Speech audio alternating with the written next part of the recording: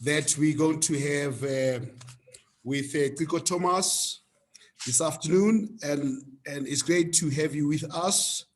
My name is Mills Soko.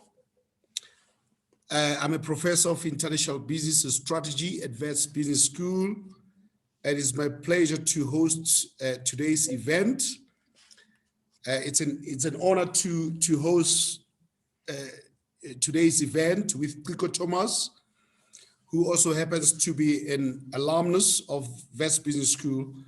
Before we start today's conversation, a few house rules that I'd like to outline. Firstly, if your microphone is on, please mute it now. Also, please switch off your video. This will help with any connectivity issues you may have. If you'd like to ask any questions, please type them in the chat box and I will relay them to our guest.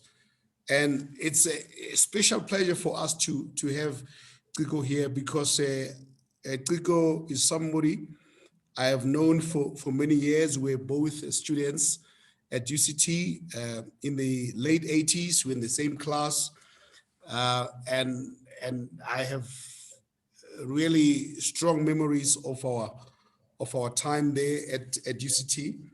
And I think that we're going to have a good conversation today. I'm not going to go into detail about his CV because that has been provided in public, except that I just want to highlight that he's currently the group managing executive responsible for retail and business banking at Nedbank, and he joined the bank in 2010, bringing with him a very diverse experience with major brands such as Unilever, Mnet, South African Breweries, Absa, and Bal World.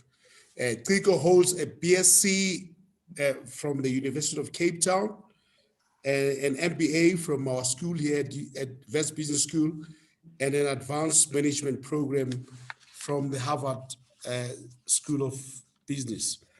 Ciko, welcome to you. Mills, thank you very much. It's fantastic to be here. I've seen you a number of times, since we both at last time we were at UCT, and I've seen how your career trajectory has developed over the years. I've admired what you've achieved, and you currently in this position, as a group managing executive for retail and business banking at Nedbank. Can you explain what does that entail? I did read that this is the largest business cluster within the bank. What does it entail? What do you do exactly? Thank you, Mills. I'll break it down in a nutshell. And it's such a pity, I must say, that we can't be with each other in person, all of us. But I'm privileged.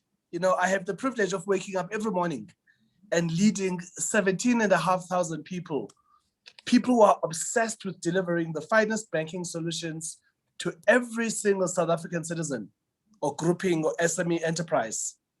Whether it is a lending requirement for a home or a vehicle, a credit card, a working capital facility, a point of sale device for your business, a transaction account from a simple children's account to a complex business account, or obsessing about offering a safe and responsible return on money you or your business may want to save and deposit with us, or structuring a sophisticated debt structure for a business you may want to acquire. What I do and the team I lead is at your beck and call to serve you to meet any one of these banking needs. That's what I wake up and do every morning. Yeah. So, but this is what you do currently, but you've held different positions, senior leadership positions in different companies and different sectors, the automotive industry, the beverage industry, financial services, that's where you are now, but you've also been involved in the consumer goods services industry.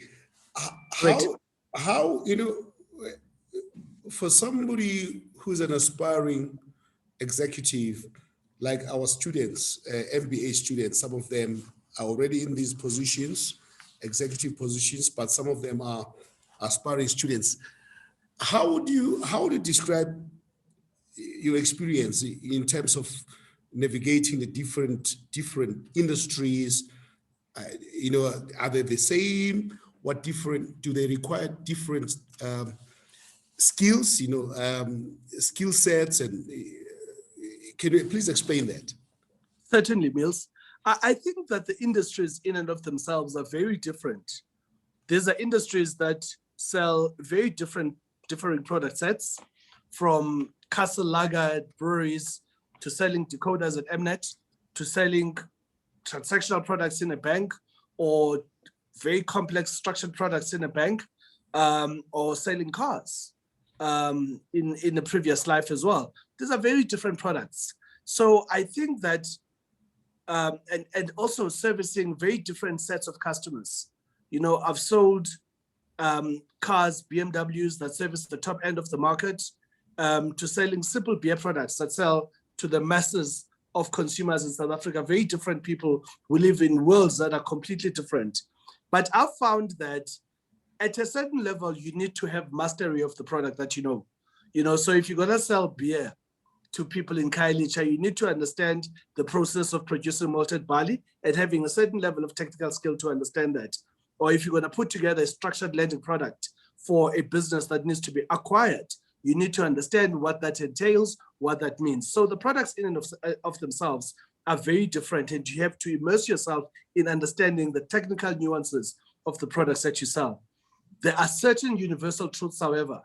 The obsession about customers, understanding where you unlock value for the customer and for the business that you run, and being absolutely obsessive about service to your clients are universal truths. And these are realities that will never change in business. And if you understand, and if you're able to have the skill to balance the technical nuancing that comes with your role, or the technical skill sets that your role requires, with some of the universal truths around customers, understanding the need for innovation, customer servicing, obsessing about clients, which are always prevalent, whichever industry that you serve, then you've got the skill sets to navigate around the complexity of what may, on the surface, look like different industries. Yeah.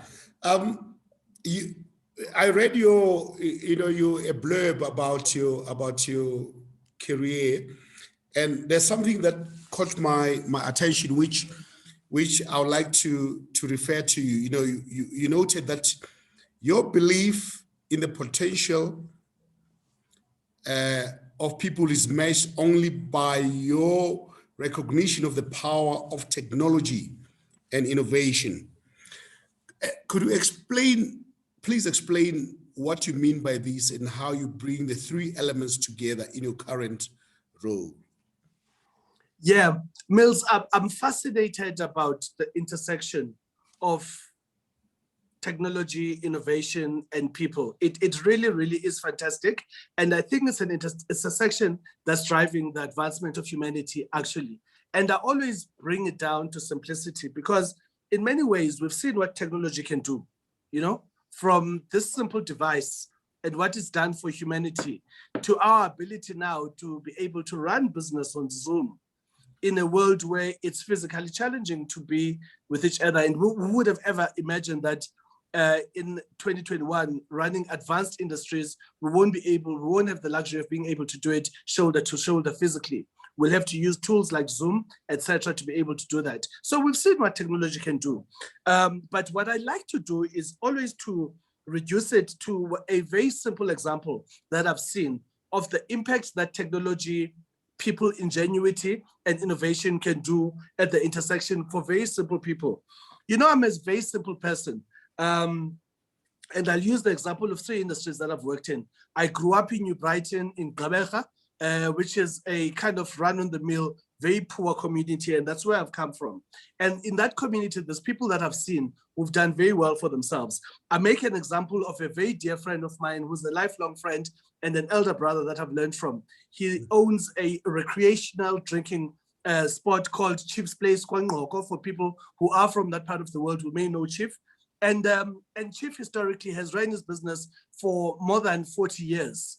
And what has happened in Chief's business is that Chief's business has evolved from being a simple outlet that distributes liquor to either people who drink on site or to other outlets in his community. It's become a hub of technology. Chief has been able to understand that because he's got a cellular phone, he can ingest payment systems onto a cellular phone. He doesn't need a till, and he doesn't need people who bring wads of cash to pay for his product. People can use their phones to tap onto his phone using technologies like what Nedbank has created, which is pay on scan. And other banks have launched technologies like virtual credit cards. Apple has got Apple Pay. So a big pain point in his life, which is the safety or the threat of safety that comes with carrying huge amounts of cash, has been taken away. Chief has also used the power of technology to say that because payments are now mobile, and I don't necessarily need to be sitting behind my till to run my business, I can actually service occasions in the township where I'm needed. So on a Saturday, for instance, at 1 o'clock, before he opens his outlet for on-premise consumption, Chief is able to go to a mgidi or a wedding in the community where they may have a need for alcohol consumption and be able to deliver through a car that he uses that is historically used to buy booze. He's able to deliver a case of alcoholic beverages, and people can pay on site using scan technology on the device that he carries, that's his phone. That's not a POS device. And money flows, and he's paid and is delivered convenience for that outlet, and is delivered actually convenient to a set of clients that are not traditionally his clients. Because you can imagine being a traditional taverner, his clients have got a particular band, they largely male, the people who sit in the shebeen and are able to consume alcohol, but he's able to serve other people who are radically different from what his traditional customer base is. Chief's car, the one that he uses, his big Corolla that he uses traditionally to where historically he's had to run to Macro in town to buy booze or a redistributor and bring it back and stock his fridges. That car rotates these days. During the morning, it runs and goes and buys beer, but it comes back once the beer has been bought or the liquor has been bought, and he puts it in an Uber pool and is able to Uber that car and is used for convenience to serve a radically different segment of the market.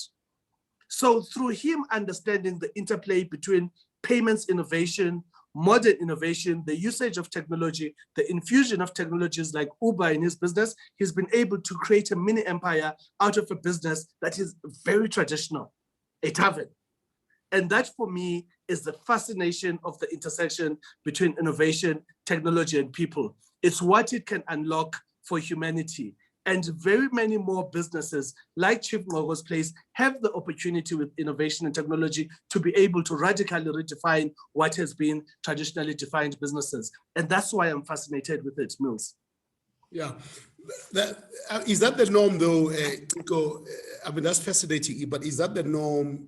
You define a situation in a township, and it's a fascinating scenario, but is that the norm? Or is that an exception? You know, when you talk about this intersection between the three elements that you define, people, you know, technology and innovation, that's a fascinating experience that you have defined there. But is that the norm or is it an exception?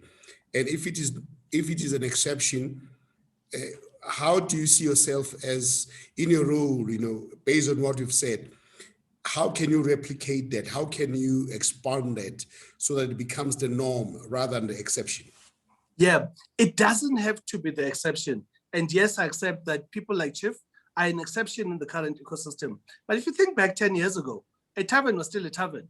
So even that exception, even what is an exception in an industry like that is actually quite fascinating. And I think that the role of people like myself as a leader, I spend a huge amount of time, an inordinate amount of time. I think I posted last week on Facebook a picture of myself with an entrepreneur who sells. I saw that. Who sells mkhodi on Facebook. You look good, by the way. I tried. Jeez, the pandemic has made me fat, which is not a problem, by the way. I enjoy my body proportions. so I haven't been able to look myself. I ate a lot at Andile's place. But Andile has got a very fascinating business, and Andile has got the same opportunity that a chief has got. Now, I could sit in the luxury of this office at home, or my office back at the building at 135 Rivonia Road at Nedbank, and opine on slides and slides of PowerPoint, and be that business leader who wears a suit and a tie and talks about customer-centric. What is customer-centric? Customer-centric is the ability by business leaders like myself to be able to go out there, role model what we've created with the Chief Mogo and Andile Somdaga over very many businesses, and proliferate the need to do that. That's the role that we as leaders of business are going to have to do, so that businesses like that are not an exception, but they become the mainstream and the way that we do business, because the tools of innovation are at our disposal. So we cannot sit in the luxury of our offices and keep them to ourselves. That's how we're going to make them the norm. Yeah, but Ciko, you know, the reason I'm raising this is because I saw that Facebook post that you're referring to, and I thought that was a very interesting thing to see. And but there's a huge demand for banks to do more in this country, to do more, you know.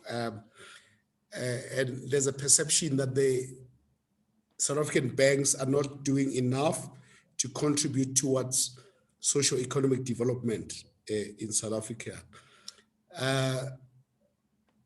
And the question I want to ask you is, firstly, it's a double-edged question. What do you think is the role of the banking sector in South Africa today? And secondly, what is your view on the concerns that have been raised about the banking sector in South Africa? And I'll cite two examples. One raised by the Minister of Finance, Tito Mboweni, who spoke about his personal experience. You know, after he left the Reserve Bank, he wanted to start out as an entrepreneur, and he went to some banks to ask for money, and he had a terrible experience. But you know, he says that the South African banks are not willing to give financial capital to Black people or companies owned by Black people. And that's why he says, you know, we need to have a state bank in South Africa. And then President Ramaphosa, in the context of COVID, has also been critical of South African banks. He did, which he blamed for their failure to, you know, the failure of the 200 billion rand loan guarantee scheme that was supposed to rescue small businesses that were affected by COVID.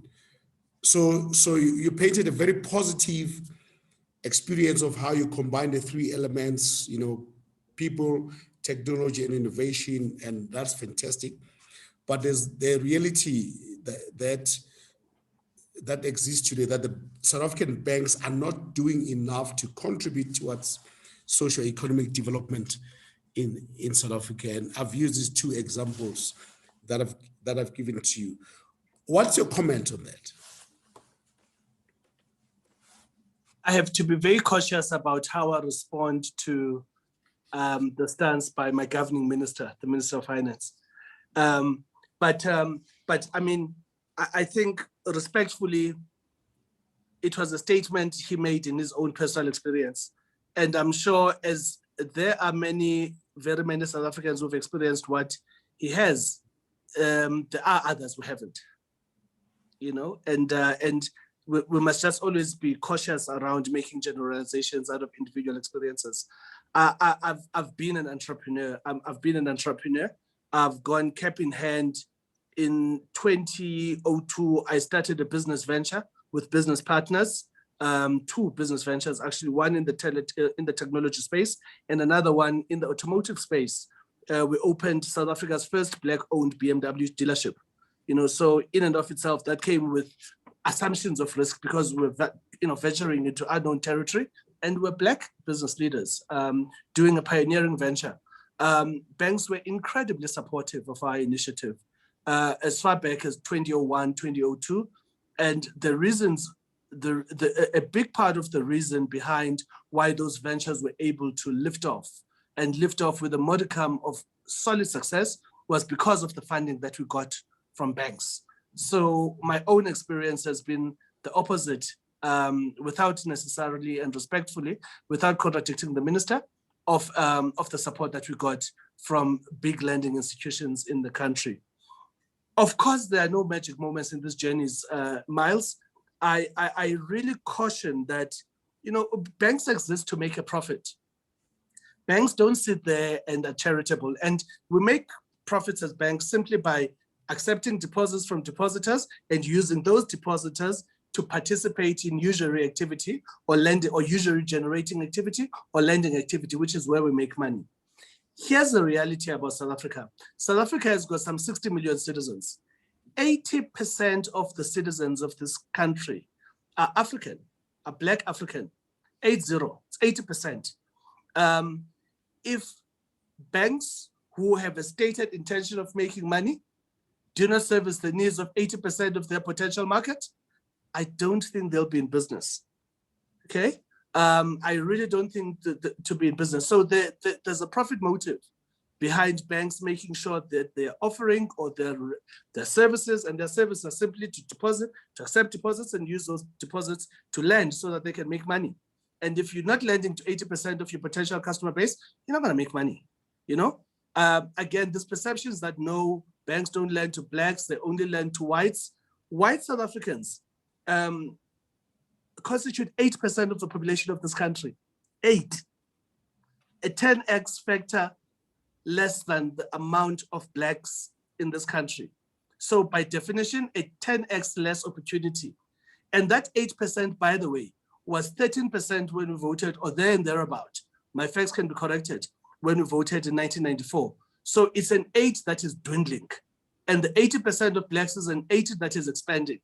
So it would be foolhardy for banks to say that we will take away the opportunity to do business with 80%, a growing 80% of the population, and only focus on an 8%. We won't be in business. So numerically, that doesn't make sense. And banks as businesses understand that. So I would want to challenge it on the basis of the attractiveness of the market. Secondly, on the point that you made around loss of appetite for the government assistance program at the height of COVID, I was right in it. I was right in the center of it. Our bank was one of the banks that was tasked with the task of dispersing the funds that the government had made available. And we spent a huge amount of time in the latter part of level 5 trying to disperse this fund. By the time the promulgation of the law had been made to make these funds available, it was probably towards the back end of April, early May last year, conservatively. And by the time businesses had made a plan. So the issue actually was less of banks not wanting to lend, but of demand. They just weren't businesses that were smashing our doors enough to want to draw down on these facilities, because businesses had made a plan by that time. So we could not, force demand on businesses. We had to lend because there was reasonable demand for the funds that government had made available. And unfortunately, our experience was that as much as we did lend, because also, we lent a fair amount. So again, we don't want to subscribe to the notion that we didn't do any lending. There were huge amounts of money that were made available to government out of that scheme. It was not fully subscribed, and it was not fully subscribed. A big factor of that was the fact that actually the demand that the government thought was there for these lending solutions was simply not there by businesses, because businesses had made a plan. But does that apply to all these small businesses, small Black businesses? Ciko, when you say there was no demand for this scheme to access this scheme, is that an accurate reflection of the reality? I'm talking about the government lending program specifically, yeah. Mills. I'm talking about that specifically. We could have lent, banks could have made available all of the government's money, And I think government spent a huge amount of time educating clients about the help that was available. The banks, came to the party and also said, we're open for business, we open our doors. Please come and participate out of this lending criteria. There were businesses that could not qualify simply because they were not properly constituted businesses. They were not tax paying, or businesses were did not meet some of the very loosened credit lending criteria that were in place that we'd agreed to between ourselves as banks and the government. There was a factor of that, but a big part of that, but that was not the main factor. The big part of that is that simply businesses did not come to the banks to ask for lending because A, maybe they didn't know, they weren't aware. I'll accept that. But B, predominantly we found, and we spent time talking to clients, they didn't need the facilities because they had made a plan. And to a lesser extent, as I said, there were businesses that simply could not qualify for a whole lot of other smaller technical reasons. But the biggest driver of it was just, there was no demand for it. All right. Let me move on to the next question. With all the changes that are happening in the global political economy, that different shifts, some are technological, some are economic, some are financial, and these are very seismic changes. What I would like to ask you is, what impact are these changes that are happening in the global political economy today having on the banking industry, and how will they affect the future of the banking industry? How will the banking sector look, in your view, say in the next 10, 20 to 30 years? Yeah, Miles, the impacts of these factors we live with every day, Mills. If I think about, on one bucket, if I think about the economic variables, for instance, just shifts in demography, populations being younger, and we saw the figures that were released by Stats SA in an SA context yesterday about the rate of unemployment. You've got a population on one hand that is being younger, and yet we know that the people who are the least active economic participants in this country because of unemployment are the young people. That changes how you think about banking and about how you think about your future market in this country. Some of the shifts around the East-West dynamic, the shift of wealth from traditional Western economies to the East, and the rate at which banking as a consequence evolves and learns because of patterns of banking and shapes of industries that historically have been built to a Western model that now have to learn from what is happening in the East. Some of the biggest financial institutions in the East, for instance, are players like Alipay, which are not traditional banks. We are platform businesses, e-commerce type businesses that have a significant impact on banking. Some of the banking models that we're seeing emerge in places like the Philippines, in the East, and Vietnam, which are disrupting the traditional banking structures, which inevitably are models that will come into this economy, and we have to continuously ask ourselves what they mean for us. So the shift from West to East, the impacts of politics on banking systems, the fact that you can have a change of political regime, and as part of that, and we've seen it in a country like Venezuela, that can destroy the financial system practically overnight. And with that, it can drag the banking system of it simply because of decisions that were made by politicians. The issues like inequality and access. We've seen stats and reports that show how inequality as a consequence of the COVID pandemic, inequality has widened. What does that mean for us and access to banking? Because we spend a lot of money trying to drive access to the lowest rungs of society in terms of economic participation, and yet these gaps are widening. What does that mean? Knowledge systems, again, I don't need to tell you this, you're a professor. We've seen some of the disparities that knowledge systems are creating. I read somewhere in an OECD report that the United States, which has a population which is roughly 6.5 times the size of ours, produces PhDs at a rate of more than 30 times the rate that South Africa produces PhDs. That in itself is producing a rate of skills disparity that you do not close overnight. So what does it mean for people who've traditionally ran institutions and any companies, whether it's a South African company, whether it's a bank or a food producing company, because the skills gap between ourselves and our counterparts is widening all the time. On the technology side, the disruption of things like cryptocurrencies, artificial intelligence, robotics, and how they influence banking. I always make the example that 6 years ago, if you wanted to deposit money physically in a bank, Mills, you would have to take a bag of cash. If you excuse the analogy to a bag of cash, you would have to take a bag of cash, walk into a bank, and someone behind the glass would count that money physically and give you a statement, and you'd walk out after spending 30 minutes if it was a big bag of cash, counting that money physically. These days we don't.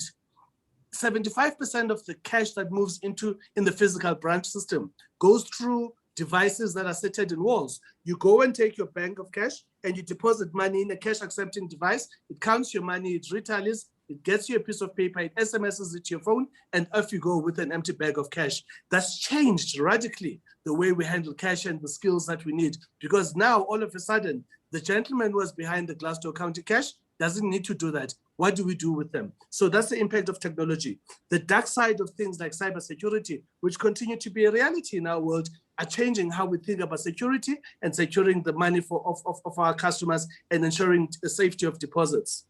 Environmental things, the weather, etc. So all of these things are coming together to change radically the face of banking. And to my mind, the traditional face of a bank, which was a building in a high street somewhere with fancy buildings that had 2 or 3 ATMs stuck against the wall and glasses behind with fancy people sitting behind it, big thick glasses serving clients, is gone. It's gone.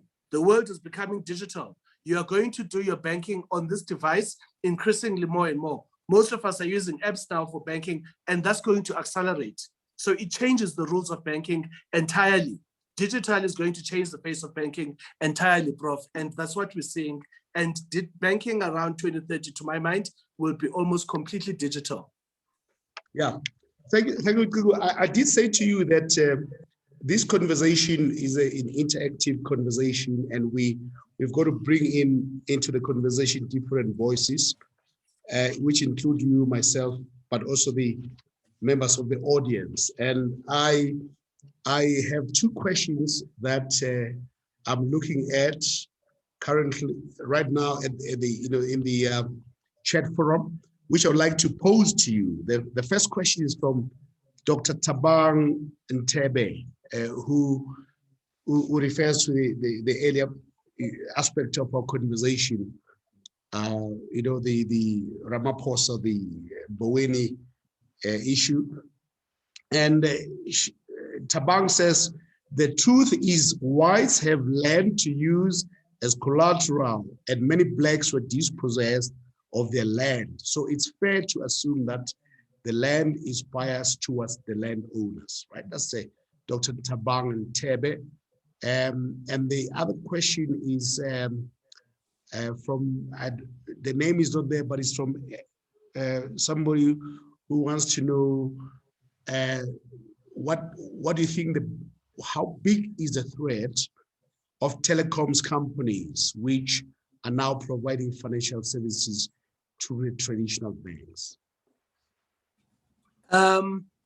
I think that the observation around the role of assets,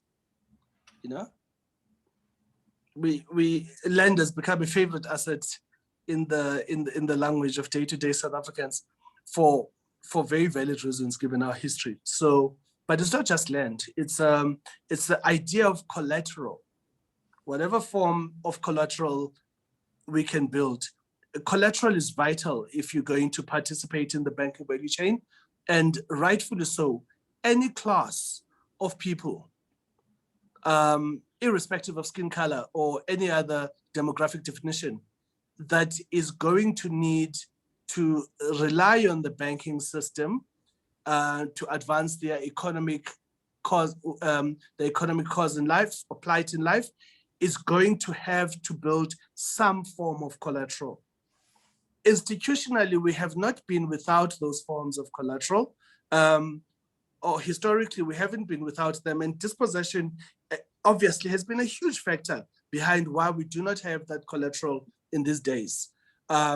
You know, whether it's through land, as the good doctor points out, or stock, or the amount of money that we build in community saving schemes like stokvels, etc., which don't have anything to do with land necessarily, or our own human capital.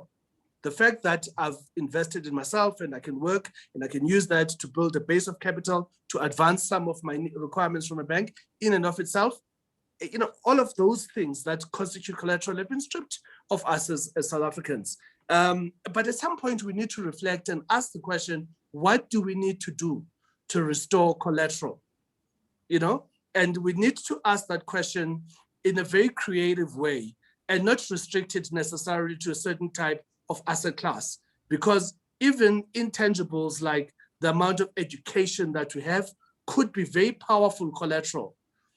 Professor Soko, who is a distinguished academic from Wits Business School, sitting together and who's built that IP over years, could sit together with Ciko Thomas, who spent some time in the world of business, and using their collective intellectual capacity could come together and build something that is valuable IP and collateral towards then using that and selling to a bank as a form of collateral to the extent that we wanted to build a business venture.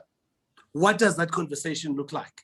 Do we have enough of that conversation going forward? Because it's a solution that we build going forward off the base of collateral and assets that we have. And let's not be trapped into the notion that assets necessarily need to be hard. They can be soft and they can be intellectual in nature. So that's the first part I wanted to position.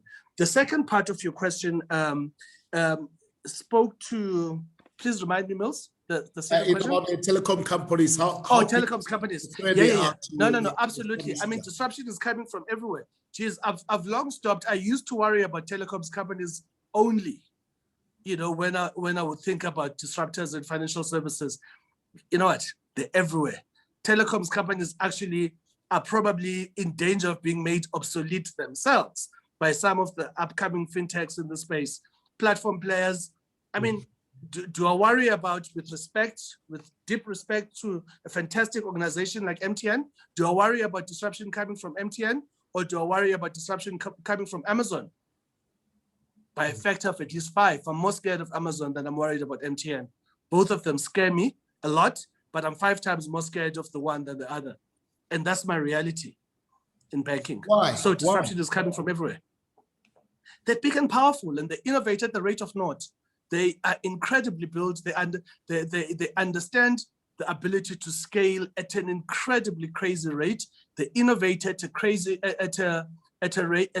rate, and they're not constrained. They don't allow themselves to be bogged down by constraints. They think of their businesses expansively, and they ran to the point that I made about the ability of a system like the United States to produce intellectual capability. These companies are ran by brains that are skilled at a certain level. And, you know, we have to be honest. Our set of skills, even the set of skills that we learn, still live a yawning gap between what we learn and our counterparts in a country like the United States, or even in India and China. You know, and what that then bequeaths them with is the ability to innovate, scale and grow businesses and create disruption at a factor that is unprecedented in our parlance or in our reference point. And that's the reality we have to be alive to. Ciko, I want to ask you a question about the next question. Thank you for that. You know, about business transformation. We can't have a conversation of this nature without making reference to the state of business transformation in South Africa. And the question I want to ask you, when I look at the changes that have taken place in the corporate sector since 1994, and the conversations I've had with people, you know, who work in the corporate sector, you know, executives, aspiring executives, doesn't matter whether they're young or inexperienced or old or experienced. But this is a constant refrain I get when I ask them about the experience of working in the corporate sector. I worked in the corporate sector myself for previously, I didn't last. But when I speak to these people, they all say, I ask them, what is your biggest concern about working in the private sector? And they invariably tell me the constant exclusion. I feel excluded. And I've never got to understand this. What do you mean? You've been working in this company for many years. You look successful. You look smart. And what is the problem? This notion of exclusion, working in the private sector and feeling excluded, despite the outward appearance of success, is something I'm trying to grapple with, and I thought that is a question I would like to ask you. What is this whole thing? The defining experience is that of exclusion. Many executives and managers, and they feel excluded working in the private sector. Can you relate to that? Do you have a comment on that?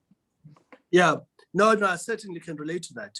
I mean, I've been working in the corporate sector now for almost 30 years, and there's very many episodes I can relate to where I felt like an outsider, as an outsider, predominantly on the basis of race.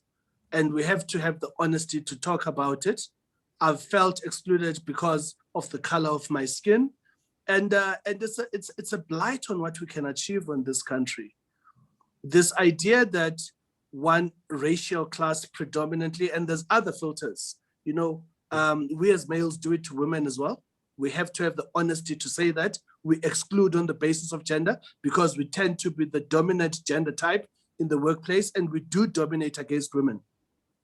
Older executives like myself who think that they know it all and that they've arrived, and we've broken the sweat of our brows, make it uncomfortable for younger executives to adapt to the workplace. So we exclude on the basis of age as well. So ageism is a blight on our landscape. So there are very many of these blights on the landscape that create barriers for inclusivity in the workplace. Race is a big one in the South African context, but it would be dishonest to say that it's the only one. Because if we say it's the only one, it means then that I'm absolving myself to the extent that I have ageist tendencies of my inclination towards excluding on the basis of ageism, irrespective of my race. Me being Black and male, and on a counterpart who is Black and male, but much younger. So I'm absolved on that basis. And we have to look at ourselves long and hard as South Africans, because as long as we think that there's something special about excluding others, it means that we are denying our country the opportunity to grow, because diversity is a strength. We know that. Everyone will tell you they've read the book, they've read the textbook somewhere. There's a textbook behind me somewhere here that talks about diversity behind being a strength. And that book is available to most people in social media these days. We'll all read Simon Sinek and we'll applaud and say he talks the truth. Black or white, old or young, male or female. And yet we still practice this thing. What does it do? It hobbles our ability to grow our companies and harness the power of diversity, grow the companies, and as a consequence of that, grow the economy. So we need to just kill it. We exclude, we discriminate on the base of the length of your affiliation to the party. I'm a long-serving cadre of the party that I serve. Well, now you knew. So you can't have access to the things. I was in exile and you went in exile. So I'm better than you. They're everywhere, these filters. And we're not honest when we talk about them. And we tend to hide behind the dominant one. And because we hide behind the dominant one, we're not able to have a full, integrated, and honest discussion around the issue of exclusion and lack of inclusion in the workplace. Ciko, thank you for that. I just want to make a follow-up question. And I agree on the issue of gender. You know, the most recent guest I had was Nolita Fagude, who you know very well, who said to us that, you know, she spent a lot of time fighting for equality in the workplace, racial equality, and she regrets that she didn't do enough to focus on gender equality, and that will be her focus in the future. She told us on this platform. So that is very clear. Now on this issue of you know, and to use you an example, if you don't mind, you know, I'm thinking of a lot of young Black executives or aspirant executives who look up to you. You know, we've looked at your career in different sectors, and now we have achieved a very important senior position at Nedbank. You are a Black folk, you know, a Black guy. You know, how did you navigate all these intricacies of racial dynamics within the corporate sector to reach the position that we have reached? You know, how do you explain it to somebody who says, look, I feel excluded? It could be on the basis of gender, it could be on the basis of race, it could be, but for the purpose of this discussion now, you are a Black man who's at top of his game at Nedbank, which is a very significant bank, and somebody's looking up to you to find out how on earth did you reach this place that you are in now, and what can I learn from you too? Is there a specific formula? In other words, is there a specific formula for anyone in the private sector to reach the point that you've reached? What do they need to do to reach the point that you've reached? Are there formal rules or are there informal rules? Mills, is a question we grapple with intellectually with a lot of people, and I can safely say that to my own experience, I don't think that there are rules. Yeah, I really don't think that there are rules, and it's a conversation. I've probably done what Malcolm Gladwell refers to, your own 10,000 hours. I've done my 10,000 hours on this question quite a bit, and I found that I've developed a toolkit that works for me. And it's a toolkit that I've developed I've molded it from my own personal experiences, my own qualities and my own value system, but also, you know, mostly with people that I look up to, that I've deemed as successful in this space, to the point that you were positioning earlier, including someone like yourself, you know. And there are very many of these people who are Black in particular that I look up to, but they're not all exclusively Black. Most of them are Black. But one of the things that I've learned, and these are simple things, and these are things that are not different from what we brought up knowing, you know. I've learned the virtues of patience, you know, patient, you know. If I walk into the door in 1992, when I started my first job at Maiden Wharf in Durban, you know, if I'd walked in on that day and expected that a week later I'm going to be general manager of the plant that I ran that produced margarine, that's, you know, silly. I've learned patience, and with that, I've learned humility. You know, humility works for me. Also, because I'm that kind of person, I don't walk around as a person with a chip on my shoulder. I understand the role of humility. I've learned the value of continuous learning, both formally and informally, but in particular the informal learning. You know, understand informal learning systems and what you can learn from people, role modeling, etc., etc. You learn from that. I understand self-awareness. You know, this thing that people call emotional intelligence. I understand the value of self-awareness.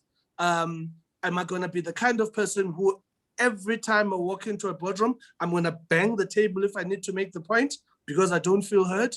I'm going to use other skills to bring across my point, because I'm aware that banging the table is not a toolkit that works. It works for some others, for some other people. We saw what was happening in Midrand at the Pan African Parliament, you know, the equivalent of physical table banging. might have worked for those people, but it doesn't work for me. I've learned how to work with people, the importance of teamwork. And these are isms that people understand, but I've understood the importance of learning and teamwork and getting feedback from other people. How's my style? Mills, how do I come across? You know, my friends often would tell me that when you're under pressure, you become cocky and aloof. So I stand in front of the mirror and play back what cocky and aloof does and how does it make other people feel. And I've learned the value of and the importance of one of the most important things in life is how you make other people feel. You know, I've learned that and internalized it deeply, just good manners and good graces. All of those things work for me versus other people who are driven by naked ambition, an attitude of I know it all, I can do it on my own, I'm entitling myself to this and that. That's not my style. The former attributes are what work for me, and I've worked at them, I've massaged them over the years, I've molded them, and they've shaped the person that I am. Thank you, Ciko. I've got two questions for you from our members of the audience. One is from Pumelelo Nomzaza. The question is, there is an interplay between discrimination and privilege, which is prevalent in the corporate space. I would like to ask how and what businesses have done to address this pressing issue. Got that? Privilege. It's also, it says there is an interplay between discrimination and privilege, which is prevalent in the corporate space. I would like to ask how and what businesses have done to address this pressing issue. That's the first question. You got that, Ciko? Okay. Yep. The second one is, if digital technology is changing the face of banking, does that mean more connectedness between the banks and their clients? And since these will reduce their footprints to the physical branches, is the plan to take banking to people where accessibility to technology is still a challenge? So if digital technology is changing the face of banking, does that mean more connectedness between the banks and the clients? And since this will reduce the footprints to the physical branches, is the plan to take banking to people where accessibility to technology is still a challenge? Yeah, so on the first one, I certainly agree with, I think Bumelelo asked the question, that there is a prevalence of discrimination and privilege in the workplace. But the workplace in and of itself is not static, you know. Most boardrooms, even at the level of skin color, look very different in 2021 to what they looked like even in 2011, you know. And it's the job of the new incumbents who have been disadvantaged by the very same privilege that we talk about, that have to take it upon themselves to be the drivers of the necessary change in business. You know, people will always talk about, you know, if you have been privileged with being an agent of change and the executive chair that you sit in the boardroom, then that comes with responsibility. That comes with responsibility for you to become an agent of change. Yes, of course, change doesn't mean that you have to walk in there and burn the place down. You know, there's a certain way that you have to do these things, but you have to take it upon yourself. You cannot be a benefactor of the advantages of change and then be an apathetic and passive member in the C-suite. Whether you're black or you're female or you're young, whatever it is, you know, anyone who has a demographic quality that discriminates themselves from the average or the index has that responsibility, irrespective of what they are. So, it's up. So the point I'm making is that it's up to us to be the drivers of that change, of that status quo. The second issue around digitization, certainly I do feel that, you know, we've seen the growth of digital. You know, my mother is 81. My mother has got the NetBank app, you know, and she uses the NetBank app to, you know, her stock fell, and when she needs to make a contribution to Onobaki in the Anglican Church, she uses the NetBank app. She loves it. She feels highly attuned to the digital world. And when she talks to her lady friends at the church when they're doing their Thursday prayer meetings, she says, I don't go and take COVID from the bank branches. I'm above that, I'm advanced. So we've seen those advances, and yet there's a much bigger section of the South African population that still requires branches. It does not mean that for those people, advances on digital won't touch them, because even for them, you know, these people receive digital wallets, they receive things like Sendimali, etc., etc. They're beneficiaries of that technology. They understand it. Intuitively, they've been sucked into it already. What happens in the branch will change, Mills. So branches will continue to be there. I have no doubt. Maybe they'll be smaller, maybe they'll be different in format, maybe they'll be more digital intense within the confines of the four walls. But what happens in the four walls, the physical four walls of 2030 in banking, I can assure you will be very different from what happened in the physical four walls of banking in 1995. And that's the dynamic that we as change leaders in banking are grappling with right now, is what does that change look like? I want to focus on the central theme of our conversation, which is about nurturing the next generation of business leaders. And the reason I mention this is because of a conversation I had with one of our top CEOs in South Africa not long ago. I went to the CEO to talk about what we need to do to contribute towards enhancing the capabilities of the South African state and the concerns we have about the public service. And he agreed with me on that, but he went on to say, look, Mills, you're concerned about the public service, and I'm with you on that, but I'm also concerned about the private sector. I'm concerned about, to quote him, about whether we're doing enough to groom the next generation of leaders, business leaders, to take this country forward, who understand the global shifts and everything and so on. And he said, we need a very strong, assertive and aware and curious and business managerial class in South Africa. So this is what really sparked my interest in this conversation. I thought, what can we do? What can we do, to generate a new class of business leaders who understand what is happening today? You have described a lot of things that are very complicated. There's a lot of things that are happening in the world that are very complicated, and which the current generation doesn't understand, whether in politics or in business, right? Doesn't understand. And so what I want to know from you, what kind of a business leader do you think the world needs today and South Africa needs today? What are the attributes? What is the DNA of a leader that you think needs to be groomed for the next set of challenges that we face as a world or as a country? And secondly, what do you think the business sector needs to do?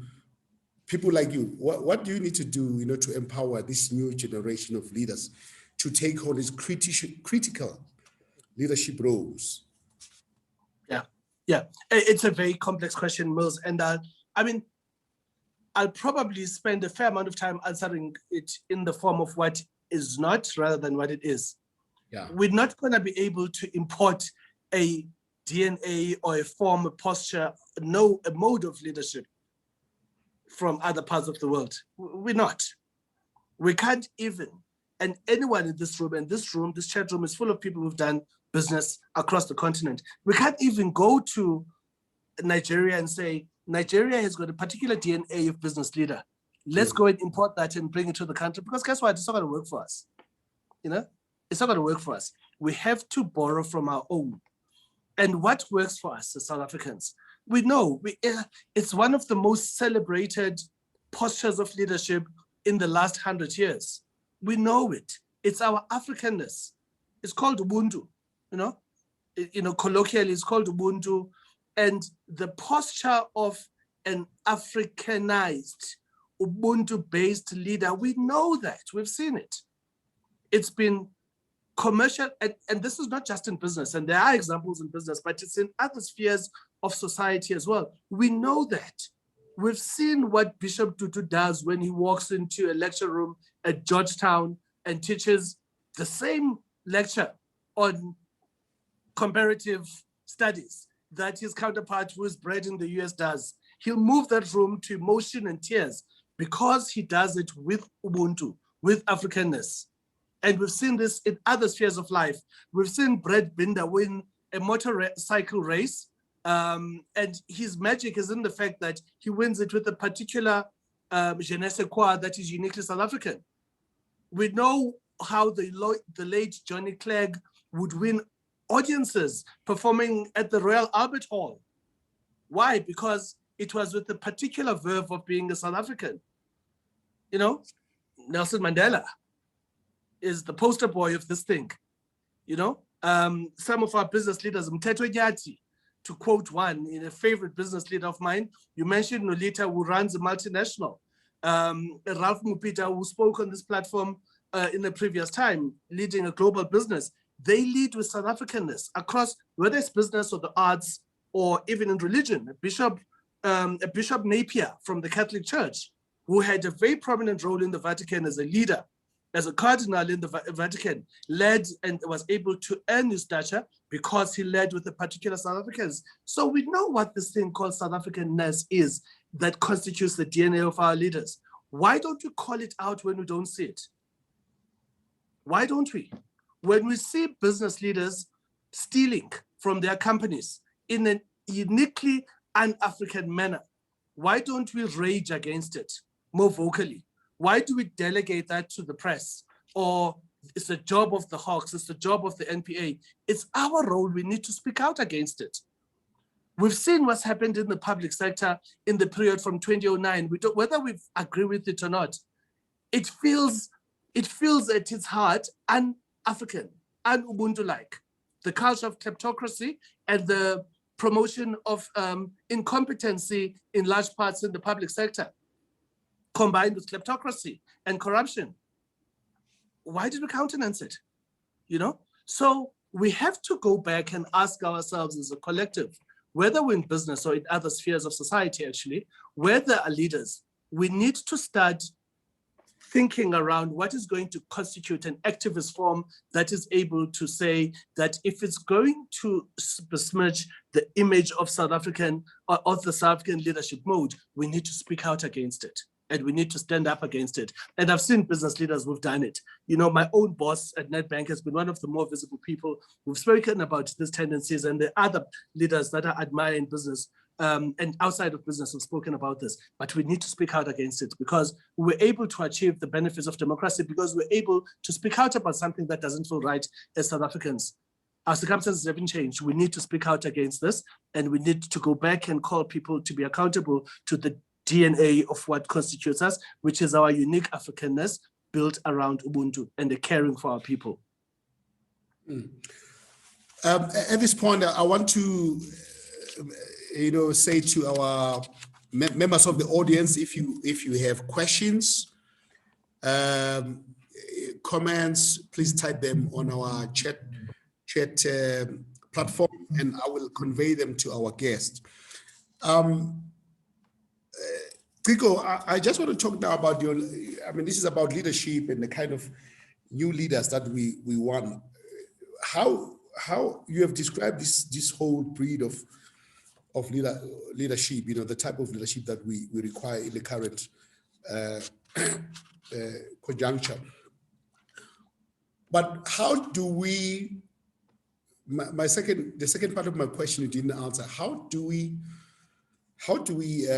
empower these leaders? You're in a very powerful position at Nedbank, and many other people who spoke about Mike Brown and all that. How do we as business leaders, you as a business leaders, how do you get together and say, these are the challenges we face in the world, these are the challenges we face in South Africa today? They could be business challenges, they could be environmental challenges, climate change. So how do we get you folks to help the upcoming generation, and prepare them for these challenges? I've seen how that is done in the United States. I've seen that it's done in Europe. I've seen that in China is a very good example of how the Chinese know how to prepare their leaders for the next set of challenge. They know how to do that, and they know what is required, and they know how to prepare. But how do you do that? Are you doing that? And if you're not doing that, are you planning to do that? And if you're planning to do that, how do you intend to do that? Yeah, I think there's two parts to that, Mills. I think on one part, it's the rate at which people who are tasked with leadership avail themselves to younger people, and to, because we have to avail ourselves. That's a responsibility that leadership comes with as a mentor in a South African context. We just don't have the comfort when you become labeled as a leader, you just don't have the luxury to go and lock yourself up in your house or drive by yourself in your fancy luxury car. You have to avail yourself to conversation, to mentorship as far as you can, whether it's formal mentorship, whether it's as a voice that people can listen to, whether it's it's available at an individual level. We have to do that.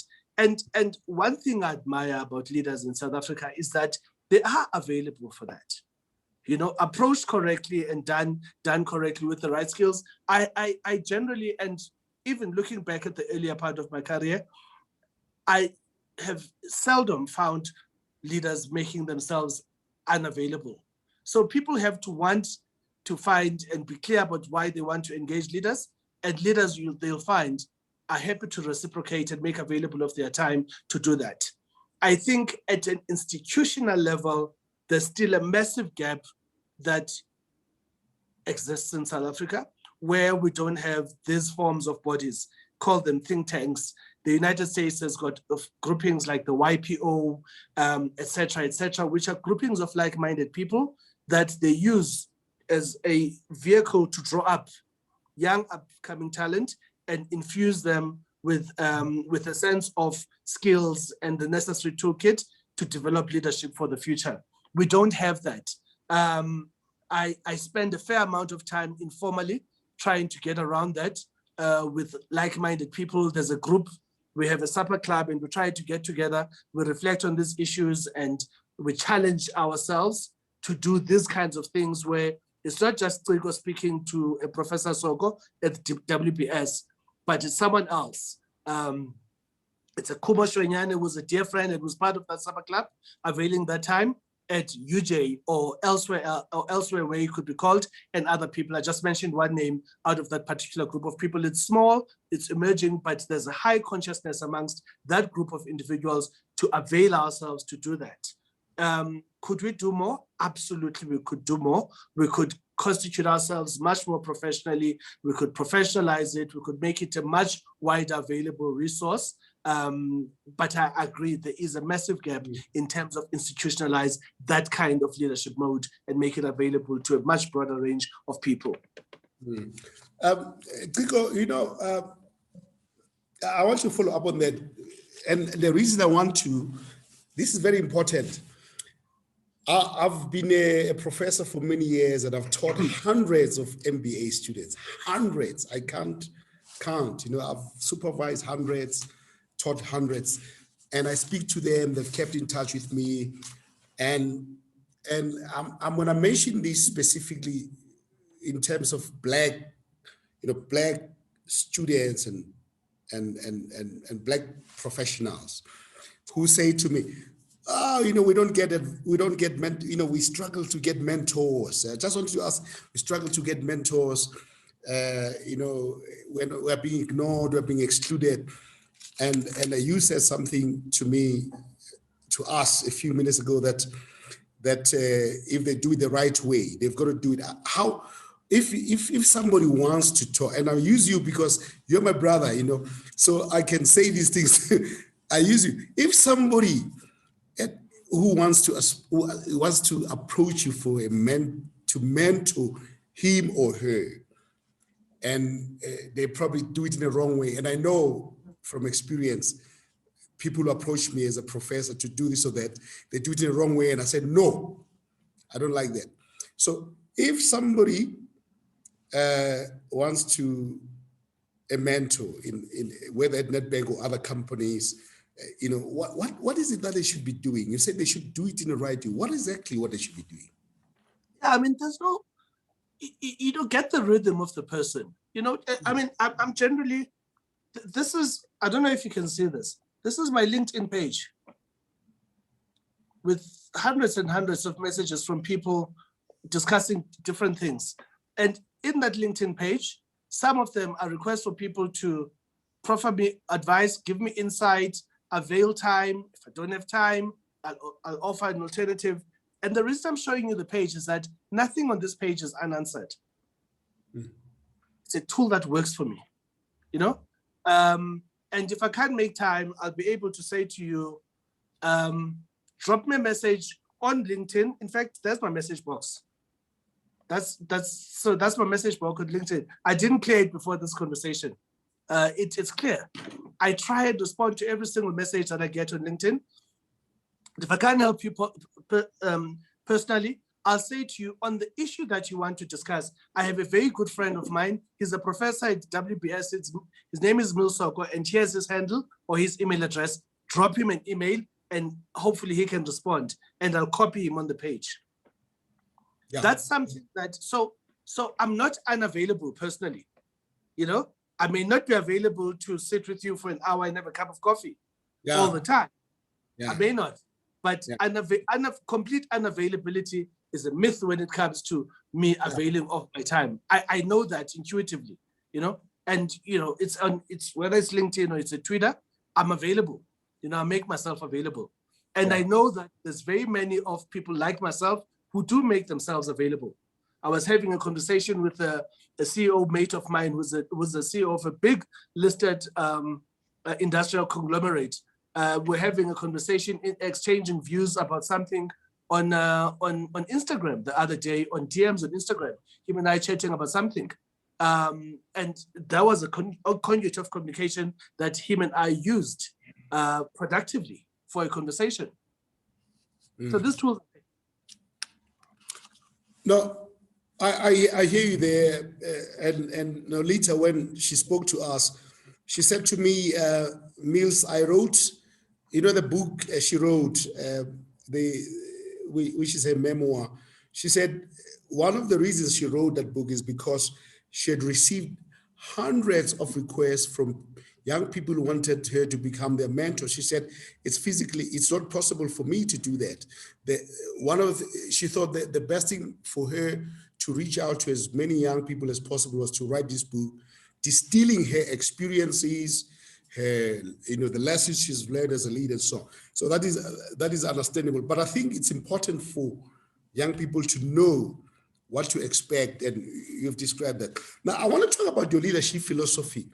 What is your leadership philosophy? You know, one of the things I've found fascinating with COVID is COVID has really taught us, or people like me who follow what leaders do and leadership styles and so on across the world, how different leaders respond to crises and so on. And I've just got, you know, this interest now in leadership and leadership philosophy. How would you describe your leadership philosophy?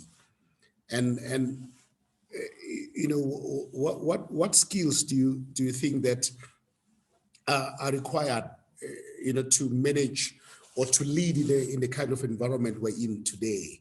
You know, uncertain, volatile.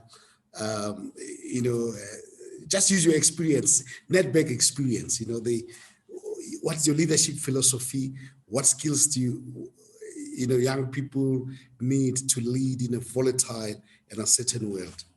Yeah, it's fascinating, Mills. You know, I mentioned earlier, you asked me right up front, what do I wake up and do? And I said, I lead these 18,000 people, people of vastly different skills in banking, skills that I cannot even dream of having. You know, there's actuaries in those teams who do heavy and, you know, quantitative-based credit assessment modeling. The only way you can do it is if you trust people around you as a leader. You have to trust the people around you and empower them and give them the space to bring off their best at all times. That's the only thing about you can do. It can never be about you. You know, I've got colleagues at work who call me, and some of them I know are on this call because they said they'll call. No, people will facetiously call me boss, you know, facetiously because they know that it annoys the hell out of me, and they do it because they want to annoy me, you know. It's not about me or my position or the role. It's really about the job to be done. And if there's a job to be done as a leader, your job is to know how to harness the best of the people around you and get the bloody job done. It's that simple. And if people don't want to be around you, you're never going to get the job done as a leader. You're going to lose your job. And you have to ask yourself, therefore, how and what is it about you that will make people want to be around you, and that will get them to take your cue and your stewardship in such a way that it brings out the best in them, such that the job to be done is completed. It's that simple. And in that instance, I've known and I've learned that it's about anyone else but you. It really is not about you. It's about the people about you. If you're not able to recognize the stars around you and give them the platform to shine and harness the best of what they can bring, you're not going to win. Not going to win. It's that simple. And how do you think you started your career as a marketer. You've been a marketer for many years, and that helped you to understand different industries. And how does it help you to, in terms of your skill set, how does it help you to manage such a huge and diverse team of executives and professionals? What I'm trying to get at is, what kind of specific skill sets, or attributes, what exactly is required now to lead in this kind of, based on your leadership philosophy? Yeah, I think you have to have integrity at all times. People must be able to look at you. If you're someone who takes shortcuts, people are not going to respect you. If you're someone who says one thing and you then do something else, people are not going to respect you. You have to be consistent. What you say must be your word, and it must be matched by your actions. Because that's the only way, that's the best way to earn the respect of people. You have to be at the forefront with people. You have to be at the cutting edge. You have to work with people. You can't be the leader who is there and who takes the shine out of everything that your people do. You have to let your people shine. In fact, the best leaders are the ones who make their people or people who report to them shine, because through the works of their people, they become good and their people develop as well. So it's all of those things. And often we know these things, Mills. We really know these things. There's some book by Ram Charan or some philosopher, some wise academic somewhere from the United States, from some esteemed Ivy League business school, who's written these things. And yet we don't practice them. It's the ability to translate what you know into actions and live by those values. That's what wins you the credibility of your people. And you have to work through your people. And remember, it's one thing to say that you need to work through your people. You can say it, but if the people that you need to work through don't respect you, you're not going to achieve anything, because they're not going to do anything for you because they don't respect you. They'll watch you fall.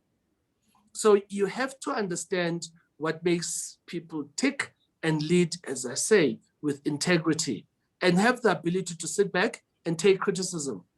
If someone comes to you who layers down the organization, says to you, your response to this or your actions in this were rubbish, you have to have the humility to listen and understand exactly where they're coming from, and hopefully learn from it, even if you don't agree with them.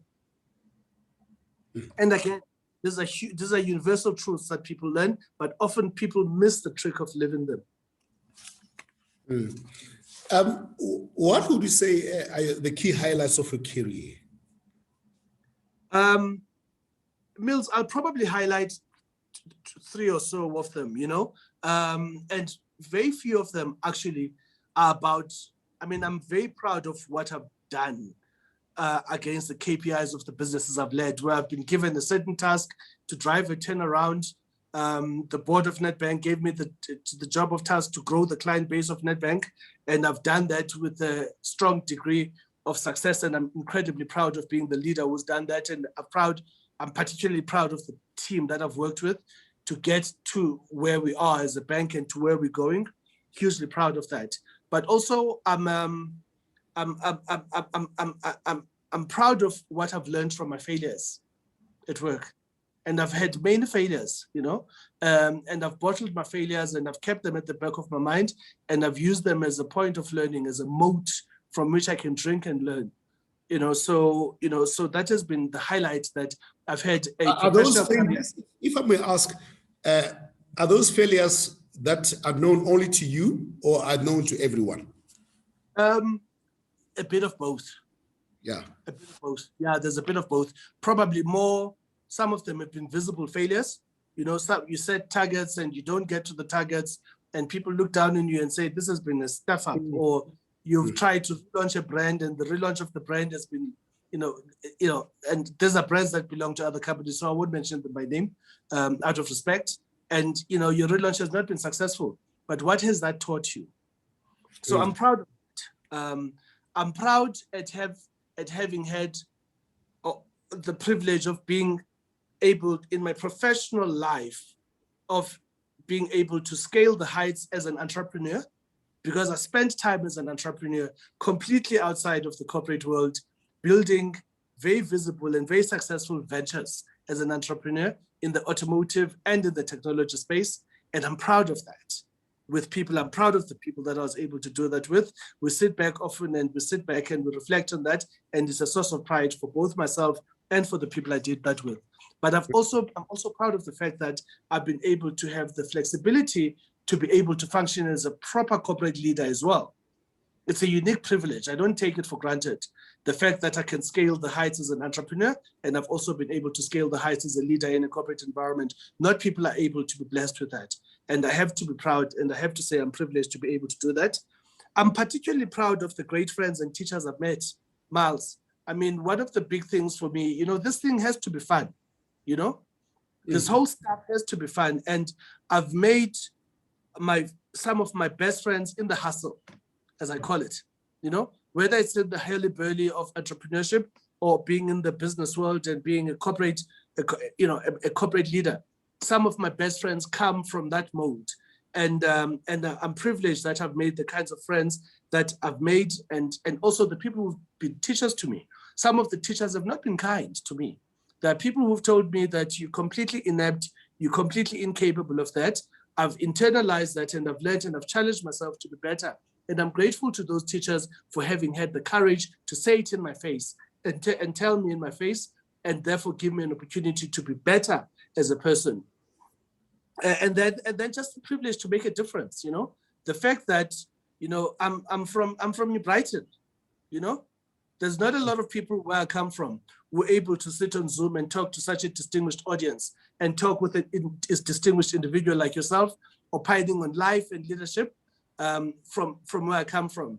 That's a privilege. You know, I don't take it for granted. The fact that I can have a voice that I can bring in a forum of this nature, and the many other things I do in my spare life, in charities and in initiatives that I'm involved in, because I've been a corporate leader, because I've had the privilege of sitting where I sit in corporate South Africa and be able to make a difference, is a big highlight for me. Ciko, we have 5 minutes left, so I'll ask you a double-edged question by way of conclusion. You spoke about the highlights. I'd like you to talk about the regrets. You know, I can relate as an academic. I can relate to some of the things you said about failures. I know it. And some are personal, some, you know, professional. Talk about the regrets. Also talk about, more importantly, lessons. You know, this thing about lessons. I've found that life revolves around lessons, around what one learns. You make mistakes, you learn from it, you achieve something, you learn from it. You know, in my career as an academic, even if a student does very well and I think I'm going to give them 80%, I will still have critical comments, right? Otherwise, I wouldn't be an academic. I'll say, this paper, 80%.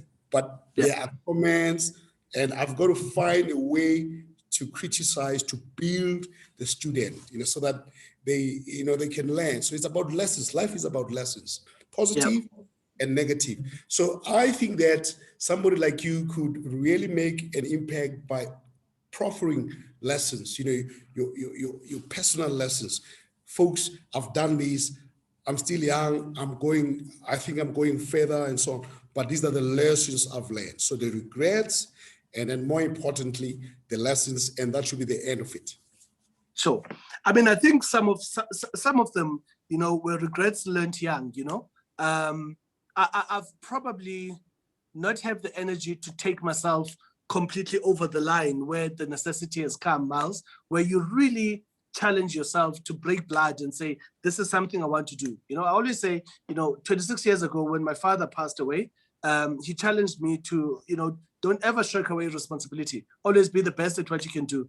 And I remember a good friend of mine at university, we did chemistry together, but he said to me, Ciko, you're studying chemistry, and he was doing chem eng. He said to me, you're studying chemistry because you're scared of you're scared of CPA. Challenge yourself, do it. And he became a very successful chemical engineer later on. In fact, there were more than one of them. There were two dear friends who said, and I knew why I was doing it, because I couldn't push myself further enough to do it. And as a result of that, I look back and say, what doors could that have opened? What doors could that have opened? And 26 years, if my father had been around, would he have been proud of me from having walked away from the doors that I walked away from? So, I've got regrets that live in that realm, but I don't dwell too much on them. I still have runway professionally, so I can correct some of the regrets that I've made. But certainly from a lessons point of view, again, the basic Mills, and hopefully I'm consistently saying the same things, and I'm consistent in what I push. My lessons are around kind of fundamental life skills. I'm big on humility. Just be a nice person. It takes nothing away from you, and always be mindful of the way that you make other people feel, lifelong learning. Someone asked me the other day if I read the books behind me, and this is at home. And I try, and I'm curious, I'm curious.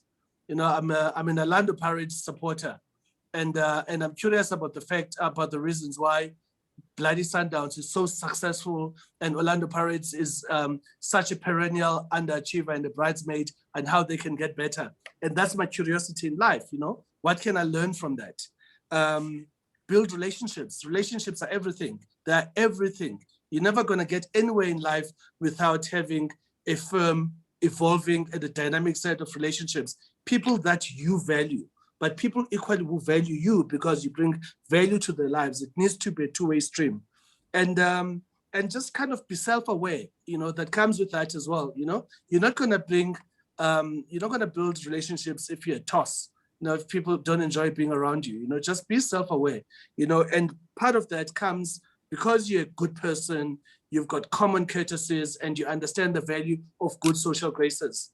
It really is, for me, the toolkit that has worked for me, in terms of being the toolkit that I use to navigate through life professionally and personally.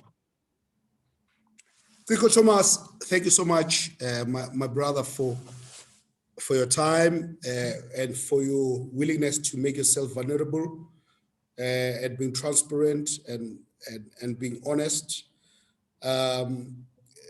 These conversations are important. They're usually very difficult, but they're very important if we are to make progress, not only in this country, but in general. And I would like to say that there's some of the things that you say that I could relate to, because you and I were in the same class at UCT when we came from similar backgrounds, working class, all that.